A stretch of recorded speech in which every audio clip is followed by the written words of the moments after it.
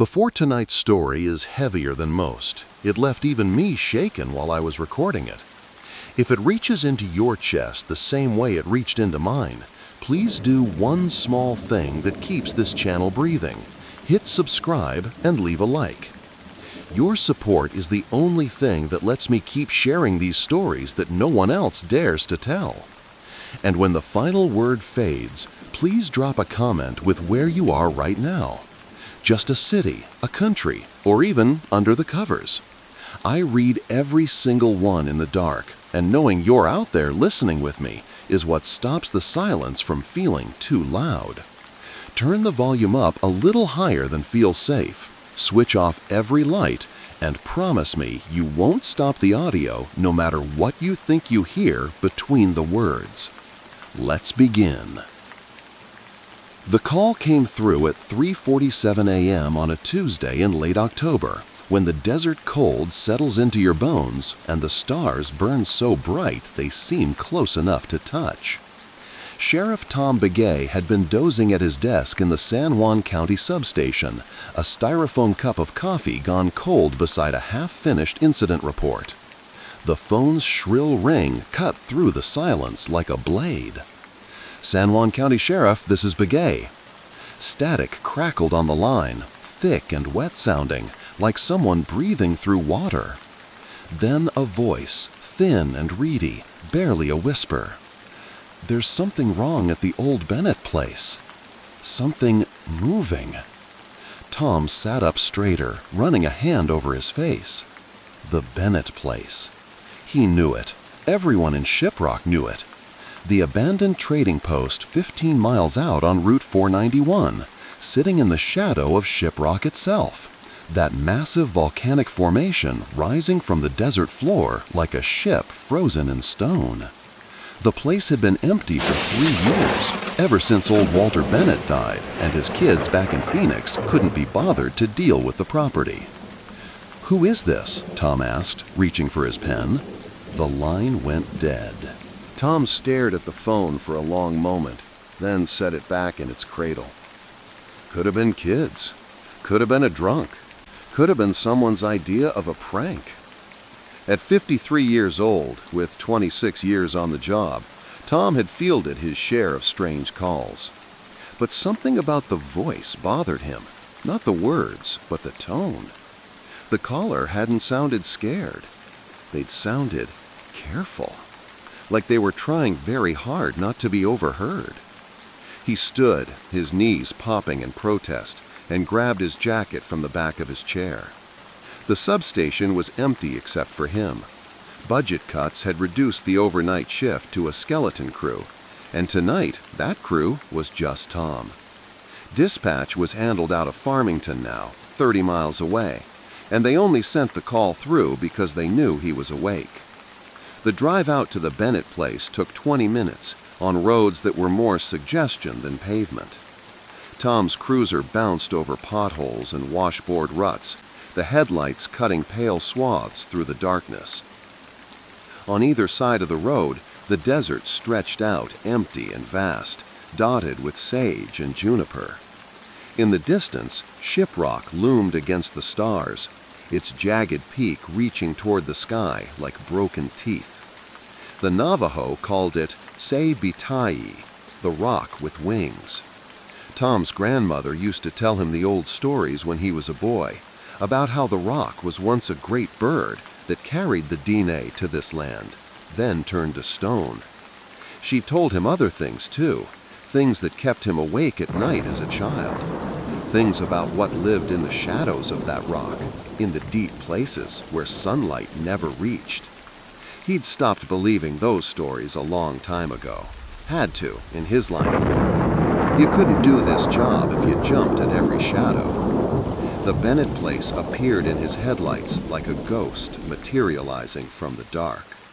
The old trading post was a squat adobe structure, its walls the same color as the surrounding desert, as if the building were slowly being reclaimed by the land. The windows were boarded up, the door secured with a chain and padlock that looked relatively new. Tom pulled up in front and killed the engine, letting his eyes adjust to the darkness. Nothing moved. The wind had died completely, leaving the night eerily still. Tom reached for his mag light and stepped out of the cruiser, the door closing with a soft click that seemed too loud in the silence. "Sheriff's Department," he called out, his voice flat and professional. "Anyone here?" No answer. He walked toward the building, his boots crunching on gravel, the beam of his flashlight sweeping across the boarded windows and weathered walls. The padlock on the door was still secure, no signs of forced entry. Tom walked around the perimeter, checking each window, finding them all sealed tight. He was about to head back to the cruiser when he saw the tracks. They were in the dirt behind the building, where the desert started to slope upward toward the base of Shiprock itself. Footprints, but wrong somehow. Tom crouched down, shining his light across them. They were barefoot prints, large ones, but the toes were too long, the arch too high. And they were deep, pressed into the hard-packed earth as if whoever made them weighed far more than they should. The tracks led away from the trading post, heading up into the rocks. Tom straightened, his hand moving unconsciously to rest on his service weapon. Every instinct he'd developed over 2.5 decades told him to call for backup, to wait for daylight, to do anything except follow those tracks into the dark. But backup was an hour away, and whoever made those tracks could be injured, could be in trouble. He started walking. The terrain grew rougher as he climbed, the ground littered with loose stone and tufts of dried grass. His flashlight beam bounced and jerked with each step, casting wild shadows that seemed to move with minds of their own. Behind him, the trading post grew smaller, the lights of his cruiser two faint pinpoints in the darkness. Ahead, Shiprock rose up and up, its massive bulk blocking out the stars. The tracks continued, steady and purposeful, as if whoever made them knew exactly where they were going. Tom followed them for maybe 15 minutes, breathing harder now, sweat dampening his shirt despite the cold. He was about to stop, to admit this was foolish and head back, when he saw the opening. It was a crack in the rock face, maybe 4 feet wide and 7 feet high, like a wound in the stone. The tracks led directly to it and disappeared inside. Tom approached slowly, shining his light into the opening.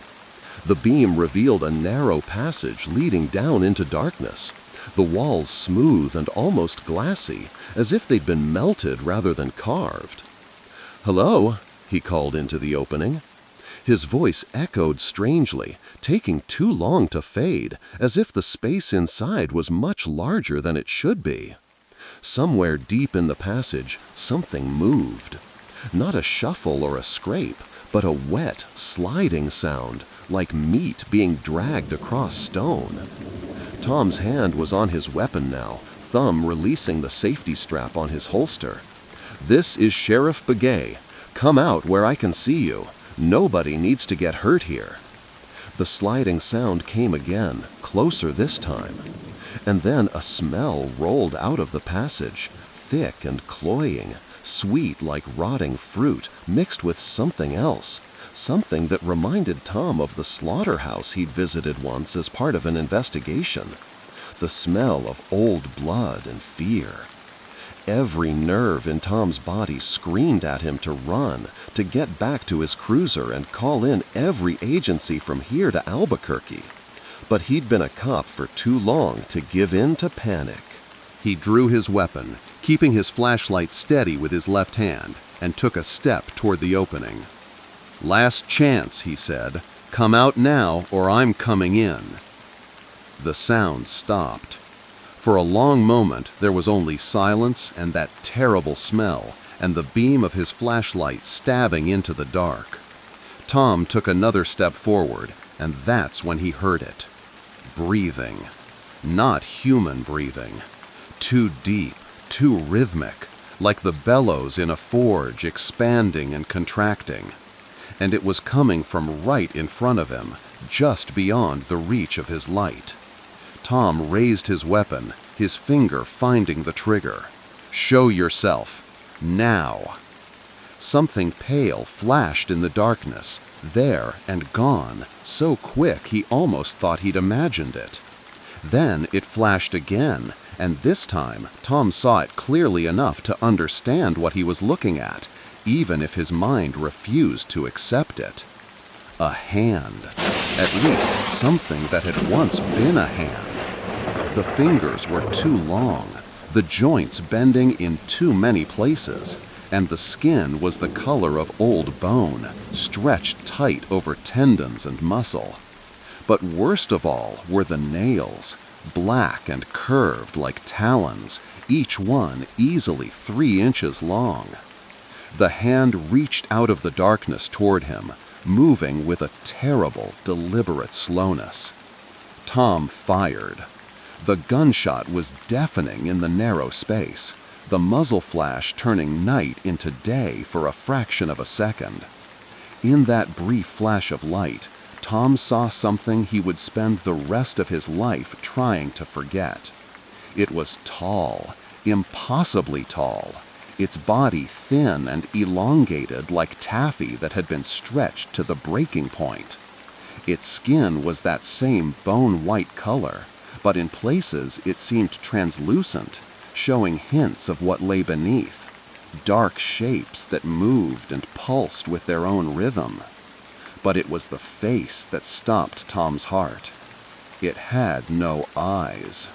Where eyes should have been, there were only smooth expanses of skin, unbroken and pristine. But it had a mouth, and that mouth was smiling, lips pulled back to reveal rows of teeth that were too many and too sharp, and arranged in spiral patterns that hurt to look at. The darkness returned as the muzzle flash faded, but Tom could still see the after-image burned into his retinas, that grinning, eyeless face. He fired again and again, emptying his magazine into the opening, the reports echoing off the rock face like thunder. When the last shell casing clinked against the stone, Tom stood in the ringing silence, his ears screaming, his hands shaking so badly he nearly dropped his weapon. The smell had grown stronger, overwhelming, making his eyes water and his stomach heave. Nothing moved in the passage. Tom fumbled for his spare magazine, his fingers clumsy with adrenaline, and reloaded his weapon. He wanted to run, wanted to be anywhere but here, but he couldn't move. His legs had forgotten how to work. All he could do was stand there, flashlight and gun both trained on that dark opening, waiting for something to emerge. Minutes passed. 5, maybe 10. The night remained still. The terrible breathing sound was gone. Slowly, feeling returned to Tom's legs. He took a step backward, then another, not daring to turn his back on the passage. He kept his light on it the whole way down, watching for any sign of movement. The walk back to his cruiser seemed to take hours. By the time he reached it, the eastern sky was starting to lighten, the stars fading as dawn approached. Tom got behind the wheel, locked the doors, and sat there with his weapon in his lap, watching the dark opening high up on the rock face. When full daylight finally came, he drove back to the substation, called in sick for the first time in 10 years, and went home to his small house on the east side of Shiprock. He poured himself 3 fingers of whiskey, even though it wasn't yet 7 in the morning, and sat at his kitchen table, trying to convince himself that what he'd seen had been some kind of hallucination, a trick of shadows and adrenaline. But his service weapon told a different story.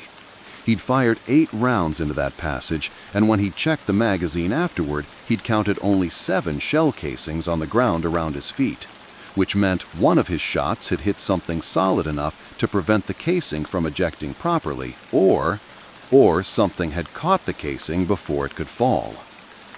Tom drank his whiskey and watched the sun climb higher, painting the walls of his kitchen a warm gold. Outside, Shiprock stood against the morning sky, ancient and implacable, keeping its secrets the way it had for millions of years. He didn't know it yet, But that night was only the beginning. The thing in the passage, whatever it was, had noticed him, and now it knew where he lived.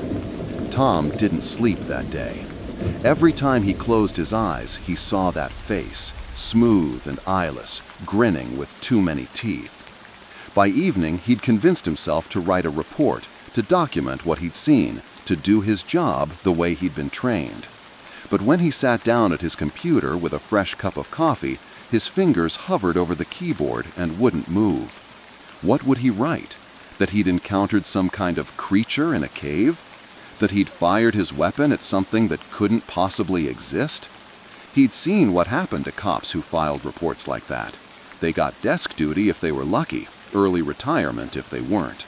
They became cautionary tales, whispered about in break rooms and at the bar after shift change. So instead, Tom wrote that he'd responded to a suspicious call at the Bennett property, found no evidence of trespassing, and cleared the scene. Simple, clean, a lie.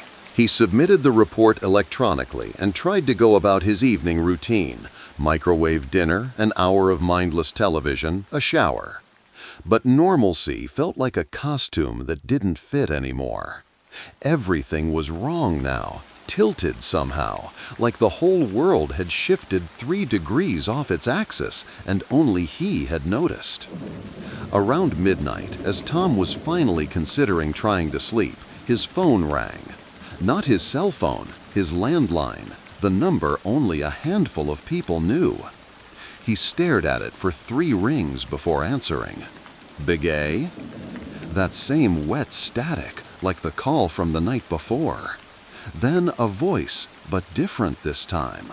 Older, rougher. A woman's voice. "You shouldn't have gone up there, Tommy." His blood went cold. Nobody had called him Tommy since his grandmother died. Who is this? You know who this is. You know what you saw. And now it knows you too. Mrs. Yazzie, Tom's mind raced. Margaret Yazzie had been his grandmother's friend, a traditionalist who lived in a hogan 20 miles outside of town. She had to be in her 90s now, if she was still alive at all. He hadn't spoken to her in years.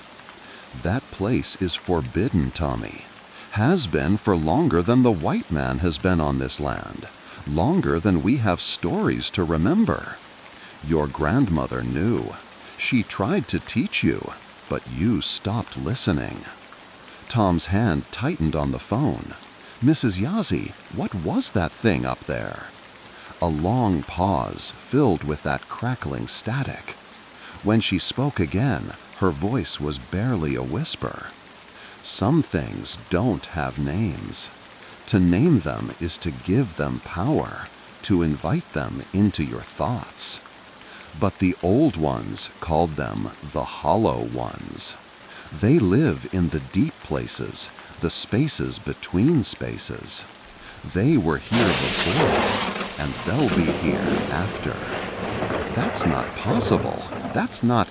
You saw it, Tommy. You looked into its absence, and it looked back at you. Now there's a thread between you, thin as spider silk, but strong as iron. It will pull on that thread. It will follow. The line went dead. Tom stood in his kitchen, the phone still pressed to his ear, listening to the dial tone. His reflection stared back at him from the dark window over the sink, and for just a moment he thought he saw something behind him, something tall and pale. He spun around, his heart hammering, but the room was empty. He didn't sleep at all that night. The next day, Tom went to work despite feeling like he'd been awake for a week. His deputy, a young woman named Sarah Dennison, who'd transferred from Gallup 6 months ago, took one look at him and frowned. "Sheriff, you look like hell. You coming down with something?" "Didn't sleep well," Tom said, which was true enough. He poured himself coffee from the station's ancient pot, the liquid thick and black as oil. "Anything happen overnight?" Sarah consulted her notes. "Couple of drunken disorderlies down by the casino. Martinez handled those. Oh, and we got another call about the Bennett place around 4 a.m. Dispatch said it was the same as the other night, someone claiming to see something moving around the property. But when Martinez drove out there, he didn't find anything. Tom's coffee cup stopped halfway to his mouth. Who made the call? Anonymous. Wouldn't leave a name or callback number. Sarah looked up from her notes. Martinez said it was probably the same prankster from before. You want me to have someone stake the place out tonight? No, Tom said quickly, then forced himself to moderate his tone. No, that's not necessary. It's probably just kids screwing around. We've got better things to do than babysit an empty building. Sarah nodded, but Tom caught the way she looked at him, a quick, assessing glance that said she'd noticed something off in his response. She was a good cop, observant and thorough, the kind who asked uncomfortable questions. Tom spent the day pushing papers and taking calls, trying to lose himself in the familiar rhythms of the job. A domestic disturbance on the south side, a stolen ATV from the high school parking lot, a complaint about someone's dogs running loose. Normal problems, solvable problems, problems that didn't have too many teeth or move in ways that human bodies shouldn't move. But as the afternoon wore into evening and his shift neared its end, Tom felt a growing dread settling into his chest like cold water. He didn't want to go home, didn't want to be alone in that house with its windows that looked out onto dark stretches of desert, with Shiprock looming in the distance like a sentinel. He stayed late, volunteering to cover the first few hours of night shift. Sarah had already gone home, and Martinez was out on patrol, which left Tom alone in the substation with his thoughts and the slowly dying light outside the windows. At 8:30 p.m., the power went out. One moment, the fluorescent lights were humming overhead, the computer screens glowing, the coffee maker gurgling as it brewed a fresh pot. The next, everything went dark and silent. Tom's hand moved automatically to his flashlight, but before he could grab it, the emergency lights kicked in, bathing the station in dim red light that made everything look like it was underwater. Tom stood and walked to the window, looking out at the street. The lights in the buildings across the way were still on. It was just the station. He grabbed his flashlight and headed for the breaker box in the back room, his boots echoing on the linoleum. The station was old, probably 70 years at least, and the electrical system was temperamental on the best of days. He'd reset tripped breakers a dozen times. The back room was small and cluttered, filled with boxes of old files and equipment that should have been thrown out years ago. The breaker box was mounted on the far wall, next to a door that led out to the parking lot. Tom opened the metal panel and shined his light across the rows of switches. None of them had tripped. He stared at the breakers, a cold feeling creeping up his spine. If the breakers hadn't tripped, then a sound from behind him.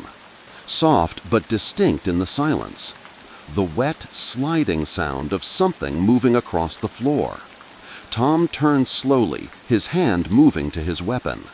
The red emergency light cast strange shadows across the room, making the stacked boxes look like crouching figures. His flashlight beam swept across the space, finding nothing but office supplies and dusty files. The sound came again, and this time Tom pinpointed its location. It was coming from the door to the parking lot. No, it was coming from outside the door. Something was out there, moving back and forth across the metal surface like it was testing it, searching for a way in. Tom approached the door, his weapon drawn now, his flashlight held alongside it. The sound continued, rhythmic and patient. Scrape, slide, scrape, slide. He could see the door handle now, silhouetted against the red emergency light. As he watched, it began to turn. The door was locked. He'd checked it himself when he came in for shift. But the handle kept turning, slowly, deliberately, until it reached its full rotation. The door didn't open, the deadbolt held, but Tom could feel the pressure against it, something pushing from the other side. "San Juan County Sheriff," he called out, his voice steadier than he felt. The pushing stopped. For a long moment, there was only silence. Then came a sound that turned Tom's blood to ice. A voice, thin and reedy, the same voice from the anonymous call 2 nights ago. Tom Begay. Tom Begay. Tom Begay. His name repeated 3 times like an incantation. And with each repetition, the voice grew stronger, more confident, as if saying his name gave it power. "Who are you?" Tom demanded. "What do you want?" "You came into my home, Tom Begay. You brought fire and noise. You woke me from my dreaming. Now I come to yours." Tom's finger tightened on the trigger, aimed at the center of the door. "You're not welcome here. Leave now, or I'll use force." A sound like laughter, if laughter could be wet and chittering and wrong. "You already used force. 8 times you struck at me with thunder and lightning. 8 wounds you gave me. Now I give them back." The door handle began to turn again, and this time Tom heard the deadbolt beginning to grind in its housing, metal screeching against metal as something impossibly strong started to force it open. Tom fired through the door. The gunshot was deafening in the enclosed space, the round punching through the metal with a sound like a hammer on a gong. Immediately, the pressure on the door released. Tom waited, breathing hard, listening. Outside, he heard nothing. No footsteps, no breathing, nothing. He keyed his radio with shaking hands. "Martinez, this is Begay. I need you back at the station, now." Static answered him. Tom looked down at his radio, saw the display was dark. The power outage had taken out the repeater tower. He was alone. Tom moved quickly to the window, looking out at the parking lot. His cruiser sat where he'd left it, maybe 40 feet away across open pavement. The sodium lights overhead cast everything in sickly yellow, creating pools of light and deep shadows. He couldn't see anything moving out there, but that didn't mean nothing was there. He had to get out, had to get to his vehicle, get on the road, call for backup from his car radio. Every instinct screamed at him that staying in this building was suicide. Tom holstered his weapon and grabbed his keys, then moved to the front door of the station. He paused at the threshold, hand on the door, every muscle tensed. Through the glass, the street looked empty, peaceful. Just another quiet night in Shiprock. He pushed through the door and ran. The distance to his cruiser seemed to stretch impossibly long, the parking lot expanding with each step. Tom's boots slapped against pavement, his keys jangling in his hand, the sound absurdly loud in the night. He was halfway there when he heard it, that sliding, scraping sound, coming from his left, from the shadows behind the station. Tom didn't look. He just ran faster, his lungs burning, his legs pumping. 10 feet from the cruiser. 5 feet. He hit the unlock button on his key fob, heard the locks disengage, and grabbed the door handle. Something pale flashed in his peripheral vision, moving fast, too fast. Tom threw himself into the cruiser and slammed the door, just as something hit the vehicle hard enough to rock it on its suspension. Through the window, inches from his face, he saw that hand again, those 2 long fingers with their black talons pressed against the glass. And then a face appeared above it. The hollow one had followed him. It stood beside his cruiser, bent nearly double to bring its eyeless face level with Tom's. This close, Tom could see details he'd missed in the cave. The way its skin seemed to have no pores, no imperfections, like it had been carved from a single piece of bone. The way its mouth never stopped smiling, even as it breathed. And he could see something else, something that made his stomach turn. In the smooth expanse where its eyes should have been, two shapes were beginning to form. Dark spots, like bruises rising to the surface, circular and positioned exactly where human eyes would be. And they were looking at him. Tom fumbled his keys into the ignition and started the engine. The hollow one tilted its head, curious, as if studying him. Then it opened its mouth wider, impossibly wide, and Tom saw what was inside. Not a throat, but darkness, absolute darkness that seemed to go down forever. From that darkness came his voice. Not similar to his voice, not an imitation, but his actual voice, speaking with his accent, his inflections. "I see you now, Tom Begay." Tom threw the cruiser into reverse and floored it. The hollow one released the vehicle and simply stood there, watching him go with those forming eyes. In his rearview mirror, Tom saw it raise one hand in a gesture that might have been a wave or a promise. Then it turned and walked, no, flowed, back into the shadows behind the station, its movement smooth and boneless, like water moving uphill. Tom didn't stop driving until he reached the lights of Farmington, 30 miles away, where he pulled into a gas station and sat in the parking lot with the engine running and every light in the car on, shaking so badly he could barely hold his phone. He called his ex-wife, something he hadn't done in 3 years, just to hear a familiar voice. She answered on the 4th ring, sleepy and confused. "Tom? It's almost midnight. What?" "I'm okay," he said, though it was a lie. "I'm okay. I just needed to know you were all right." "You're scaring me. What's going on?" Nothing. I'm sorry I called. Go back to sleep." He hung up before she could ask more questions and sat in the sodium light of the gas station until dawn, watching the shadows and waiting for something pale to emerge from them. It never did. But Tom knew, with a certainty that lived in his bones, that this wasn't over. The hollow one had seen him, had spoken with his voice, had begun to grow eyes to watch him with. And sooner or later, it would come for him again. Tom didn't go home for 3 days. He stayed in a motel in Farmington, a cheap place off the highway where the sheets smelled like industrial detergent and the walls were thin enough to hear the couple next door arguing at 2 a.m. He called into the station, told Sarah he had the flu, asked her to handle things for a few days. She agreed without question, but he could hear the concern in her voice.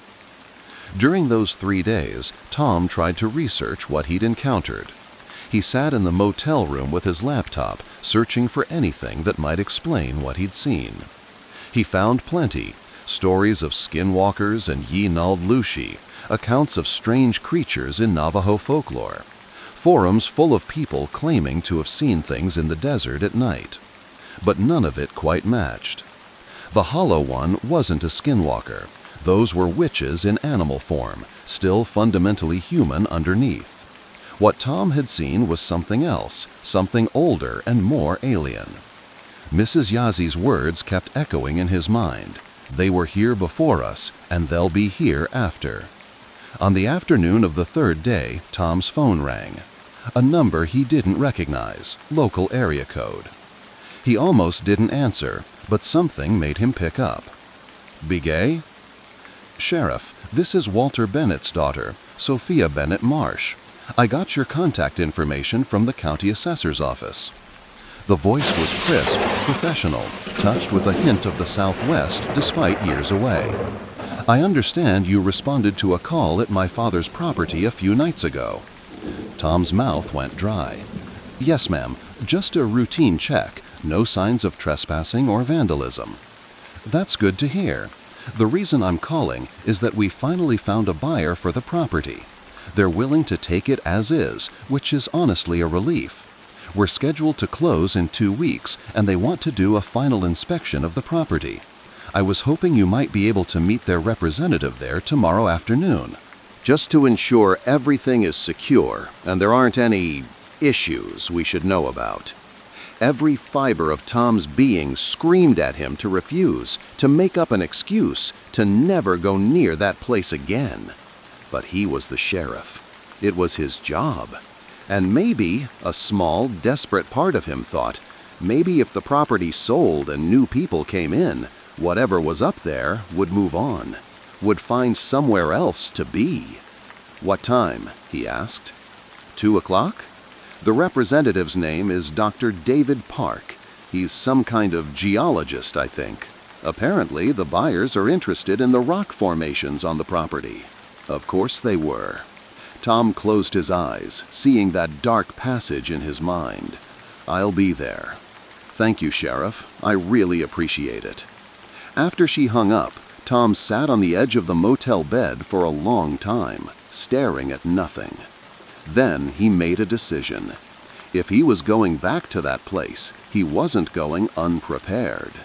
He drove south to Gallup, to a pawn shop he'd visited once years before on another case. The owner was an old Zuni man named Joseph, who dealt in more than just turquoise jewelry and used electronics. Tom found him in the back, working on the clasp of a silver bracelet. "I need protection," Tom said without preamble. "Real protection, not tourist shit." Joseph looked up at him, his dark eyes sharp and assessing. He set down the bracelet. Protection from what? Something old, something that shouldn't be walking around. Joseph studied him for a long moment, then nodded slowly. "You've seen something, I can tell.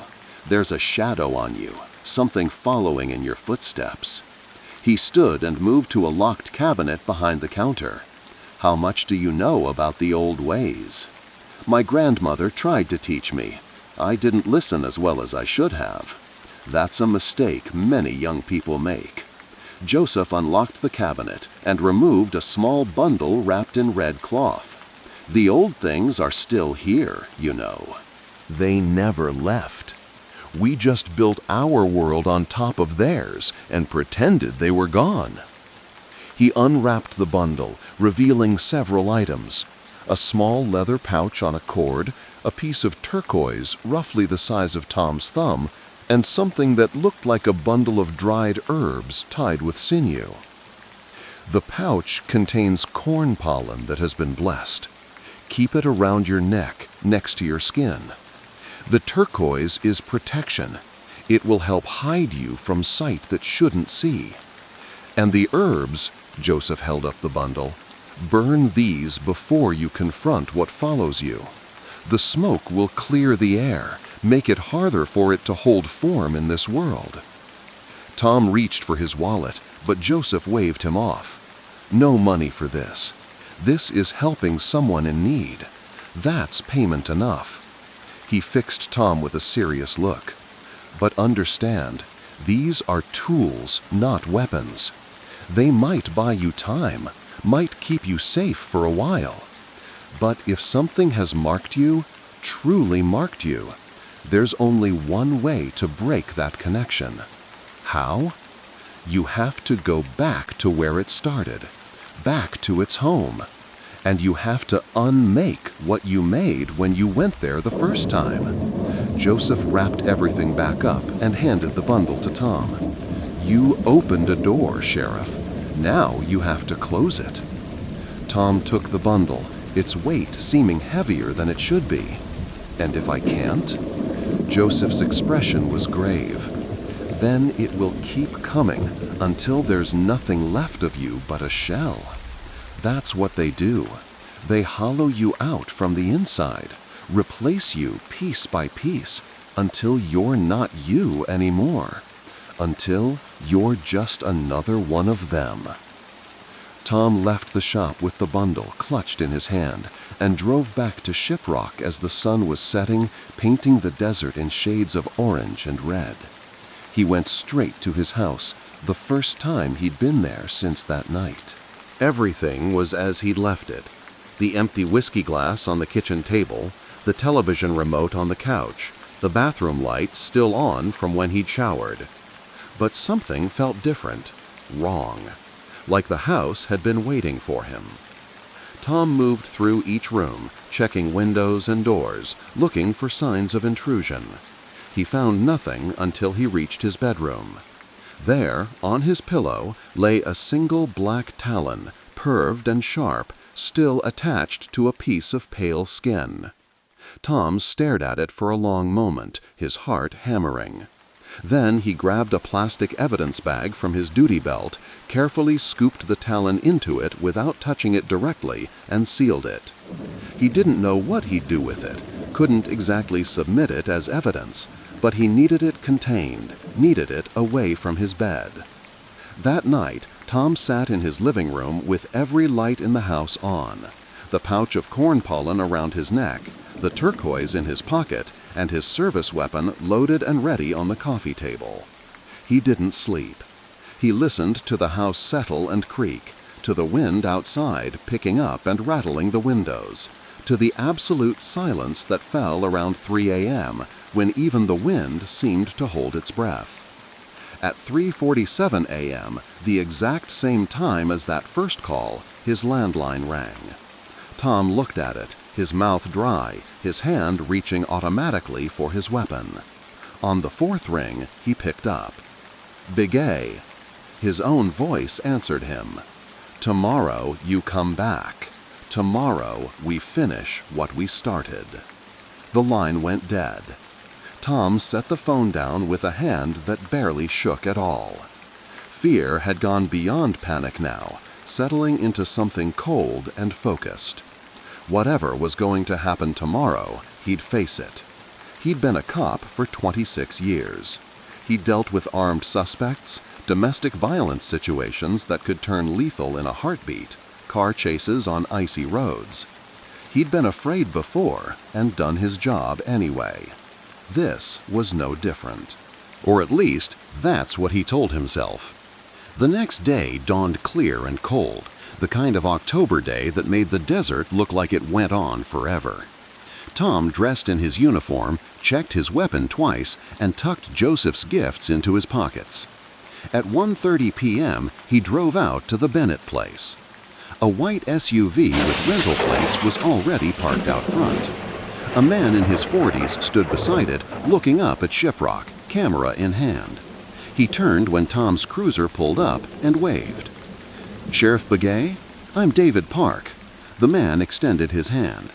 He was Asian American, fit and tan, with the easy smile of someone who spent a lot of time outdoors. "Thanks for meeting me out here." Tom shook his hand, noting the firm grip. "No problem. What's your interest in this property, if you don't mind me asking?" "I work for a private geological research company. We're interested in volcanic formations, and Shiprock is obviously one of the most impressive examples in North America." Park gestured at the massive rock formation looming above them. "The Bennett property includes about 40 acres that extend right up to the base. My employers want to conduct some surveys, possibly set up monitoring equipment. Nothing intrusive, just sensors and cameras." Cameras? Tom felt something tighten in his chest. "How long would you be monitoring it?" "Oh, long-term. Years, potentially. These formations can tell us a lot about volcanic activity, plate tectonics, that kind of thing." Park consulted a tablet he'd pulled from his SUV. "According to the property survey, there are several interesting features on the land. Natural caves, unusual rock formations. I'd like to document those if possible." "I wouldn't recommend going into any caves up there," Tom said, more sharply than he intended. "The rock is unstable, could be dangerous." Park looked at him curiously. "Have there been accidents?" "Not yet." I'd like to keep it that way. They walked the perimeter of the trading post first, Park taking photos and making notes on his tablet. Tom kept his hand near his weapon, his eyes constantly scanning the desert around them, the base of Shiprock, the shadows that didn't quite look like shadows. The turquoise in his pocket felt warm against his leg, warmer than it should be. "You seem nervous, Sheriff," Park observed as they completed their circuit. "Is there something I should know about the property?" Tom considered lying, then decided against it. "There have been some reports of trespassing. Probably just kids, but I'd advise your company to install good security if you're going to leave equipment out here unattended." Noted. Park looked up at the rock again, shielding his eyes against the afternoon sun. "You grew up around here, Sheriff?" "Born and raised." "Then you probably know all the local legends. The Navajo name for the rock, Tsebitayi. The stories about it being sacred, forbidden." Park smiled. "I'm not trying to be disrespectful. I just find it fascinating how these formations inspire mythologies." "Sometimes myths exist for a reason," Tom said quietly. Park's smile faded slightly. "You think we shouldn't be here?" "I think some places should be left alone." Before Park could respond, his phone buzzed. He checked it, frowned, and held it up. "That's weird. No signal. I had full bars when we got here." Tom pulled out his own phone. No signal for him either. And it was 2:47 p.m., exactly 11 hours before the calls always came. A chill ran down his spine that had nothing to do with the October wind. "We should go," Tom said. "Now." "I haven't finished documenting." "Now, Dr. Park." Something in Tom's tone made Park stop arguing. He quickly packed his tablet back into his SUV, Tom watching the desert the whole time, every nerve on high alert. The turquoise in his pocket was hot now, almost burning through the fabric of his pants. Park started his SUV and rolled down the window. "Sheriff, are you sure everything's—" He stopped mid-sentence, his eyes widening as he looked past Tom, up at the rock face. "What the hell is that?" Tom spun around, his hand going to his weapon. High up on Shiprock, maybe 100 yards above them, something pale was moving down the rock face. It moved like a spider, limbs splayed out, adhering to the vertical surface in ways that defied gravity. Even from this distance, Tom could make out its elongated form, the smooth dome of its head. The Hollow One was coming. "Drive," Tom said to Park. "Drive now, and don't stop until you're back in Farmington. Tell your employers the deal is off. This property is too dangerous." "But what—" "Go." Park didn't need to be told again. His SUV peeled out, throwing up a spray of gravel as it accelerated toward the highway. Tom watched him go for a second, then turned back to face the rock. The Hollow One had stopped its descent. It clung to the rock face about 50 yards up, its eyeless face turned toward Tom. No, not eyeless anymore. Those dark spots had fully formed now, and Tom could see them clearly even at this distance. They were eyes, black and depthless, fixed on him with an intensity that made his skin crawl. Tom reached into his pocket and pulled out the bundle of herbs. His hands shook as he fumbled for his lighter, nearly dropped it, then managed to get a flame going. He held it to the dried plants until they caught, smoke beginning to curl up into the air. The effect was immediate. The Hollow One flinched away from the smoke as if it had been struck, its grip on the rock face loosening. It made a sound, a high, keening wail that wasn't quite human, wasn't quite animal. The smoke spread, carried by the desert wind, creating a barrier between Tom and the creature. But Tom knew it was only temporary. Joseph had been right. These were tools, not weapons. If he wanted to end this, he had to go back to where it started. Back to the cave. Tom dropped the smoldering herbs and ran. He crossed the distance to the base of Shiprock at a sprint, his boots slipping on loose stone, his breath coming in ragged gasps. Behind him, he could hear the Hollow One moving again, could hear the scrape of its talons on rock as it resumed its pursuit. The smoke had bought him maybe a minute, no more. The opening to the passage was exactly where Tom remembered it, a dark wound in the rock face. He didn't let himself think, didn't let himself hesitate. He pulled out his flashlight, drew his weapon, and plunged into the darkness. The passage was just as he remembered, smooth walls that looked melted, the floor sloping downward at a sharp angle. But now he could see further in, could see that the passage opened up into a larger chamber, maybe 50 feet ahead. His flashlight beam couldn't penetrate the darkness beyond that opening, as if the light itself was being swallowed. Tom moved forward, each step taking him deeper into the earth, away from sunlight and fresh air and everything human. The smell was worse than before, that sweet rot and old blood scent, so thick it coated his throat. The corn pollen pouch around his neck felt heavy, pulling at him, but he kept going. He reached the chamber and stopped at its threshold, shining his light into the space beyond. It was huge, easily the size of a cathedral, the ceiling lost somewhere in the darkness above. But it wasn't empty. The walls were covered in them, dozens of hollow ones, maybe hundreds, standing motionless in niches carved into the stone. They were all slightly different, some taller, some shorter, some with mouths that spiraled, others that simply gaped. But they all had eyes now, and those eyes were all fixed on Tom. At the center of the chamber, on a raised platform of stone, was the one he'd encountered. He knew it by the wounds, 8 holes in its pale flesh, dark and weeping, where his bullets had struck. It stood perfectly still, watching him with those new black eyes, its mouth stretched in that eternal smile.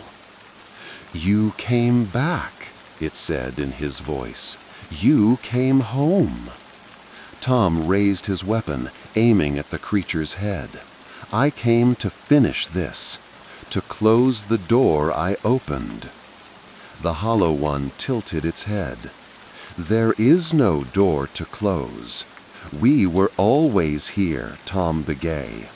Long before your people came to this land, long before the rock had wings.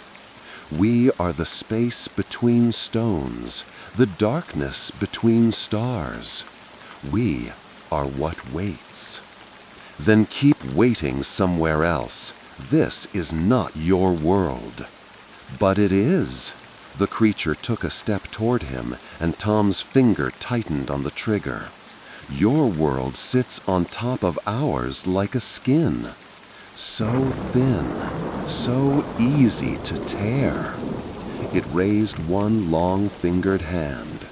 "You tore it, Tom Begay. 8 times you tore it, with fire and thunder. And each tear let us see through. Let us see you." Tom's mind raced. The bullets. Each shot had somehow connected him to this thing, had created a link. And now that link was pulling him in, making him part of their world. "What do you want?" he asked. "To be seen, to be known, to be remembered." The hollow one took another step closer. "Your grandmother knew us. The old ones all knew us. They kept us in their stories, gave us shape in their minds. But you stopped believing. You stopped looking. And when you stop looking at us, we begin to forget ourselves. We begin to fade." Tom thought about all the stories his grandmother had tried to teach him, all the warnings about the old things that lived in the sacred places. He'd dismissed them as superstition, as folklore. But they'd been something else. They'd been containment, a way of acknowledging these things, keeping them in the stories where they belonged, instead of walking around in the world. So you need someone to see you, Tom said slowly, to witness you. That's why you followed me. Yes, the word was almost grateful. And now you will help us be seen again. You will carry us back to your world. You will speak of us. And through your words, your memories, we will live. And if I refuse? The Hollow One's smile widened, showing more of those spiraling teeth. Then we will wear you. We will hollow you out and fill you with ourselves, and you will speak our story anyway. One way or another, Tom Begay, you will be our witness. Tom looked around the chamber at all those still figures watching him from their niches. They were waiting, patient and eternal. And he understood with sudden, terrible clarity that this wasn't a fight he could win with a gun. These things existed in a space between myth and reality, sustained by belief and acknowledgement. Shooting them, burning them, destroying their physical forms wouldn't matter. They'd just reform, drawn back by the act of being fought against, being acknowledged. The only way to beat them was not to play their game at all. Tom lowered his weapon. You want a witness? You want someone to tell your story? Yes. Then I'll make you a deal. Tom's heart hammered, but his voice stayed steady. I'll be your witness. I'll remember you, acknowledge you, keep you in my mind. But you stay here. You stay in the deep places, in the stories. You don't follow me. You don't hollow me out. You exist in the way you've always existed, as something known but not seen, remembered but not touched. The Hollow One considered this, its head tilting back and forth. Around the chamber, the others began to move, subtle shifts and rustles as if discussing among themselves. You will remember us? It asked finally. Every day. I'll carry the knowledge of you like my grandmother did. I'll keep you alive in my mind, but only if you let me leave. Only if you stay where you belong. A long silence. Tom could hear his own heartbeat, could feel the weight of all those eyes on him. Then the Hollow One nodded slowly. We accept. You will be our keeper, Tom Begay, our rememberer, and we will return to the deep places to wait and watch as we have always done. It stepped back to its platform. But know this, if you forget us, if you stop acknowledging us, we will come back. We will find you again. I understand. Then go. And remember. Tom backed slowly toward the passage, keeping his light on the Hollow One until he reached the opening. Then he turned and ran, scrambling up the sloping tunnel, his boots slipping on the smooth stone. He didn't stop until he burst out into the late afternoon sunlight, gasping and shaking. The desert was empty. No pale figures on the rock face, no sounds of pursuit. Just wind and sage and the eternal presence of Shiprock looming above. Tom got in his cruiser and drove back to town, his hands tight on the wheel. That night he wrote everything down, every detail of what he'd seen, every word that had been spoken. He sealed the account in an envelope and locked it in his safe at home, knowing he'd never show it to anyone. But it existed. The story was told. The Hollow Ones were remembered. He also called Sophia Bennett Marsh and told her the deal had fallen through. Made up a story about environmental concerns, possible contamination. She was disappointed but understanding. The property would stay unsold, the land left alone. Days turned into weeks, and the nightmares began. Tom woke every morning at 3:47 a.m., his heart racing, images of eyeless faces and spiraling teeth fading from his mind. But they were just dreams. The hollow ones didn't call, didn't visit, didn't leave talons on his pillow. They were keeping their end of the bargain. Tom kept his, too. Every day he thought about them, about the creatures in the deep places beneath Shiprock, waiting and watching in their stone cathedral.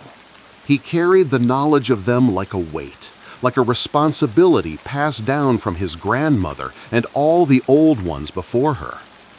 Some things, he understood now, were meant to be remembered but not touched, acknowledged but not confronted, known but kept at a distance, in the space between story and reality where they belonged. And every night, as Tom lay in bed waiting for sleep, he could feel them there. Not in his house, not in his world, but adjacent to it, existing in that thin space between the stones. Watching, waiting, being witnessed. It was enough. For both of them, it was enough. Tom Begay would carry them until the day he died, and then he'd already made arrangements. The sealed account would go to a young Navajo officer he'd been mentoring, someone who still listened to the old stories.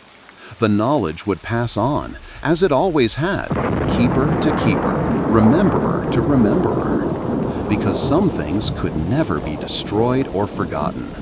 They could only be held, carefully and respectfully, in the space between myth and reality where they'd always lived. The hollow ones beneath Shiprock would wait there, patient and eternal, until the next person stumbled into their domain. And when that happened, there would be someone who remembered, someone who knew the old bargains, someone who could witness without being consumed. That was the price of living in a land that was older than human memory. You carried its stories, or its stories carried you. Tom Begay had chosen to carry them. And in the deep places, in the darkness beneath the rock with wings, the hollow ones smiled their spiral smiles and settled back into their niches, content to be remembered, content to wait. Some doors, once opened, could never truly close, but they could be guarded. And that, Tom had learned, was enough.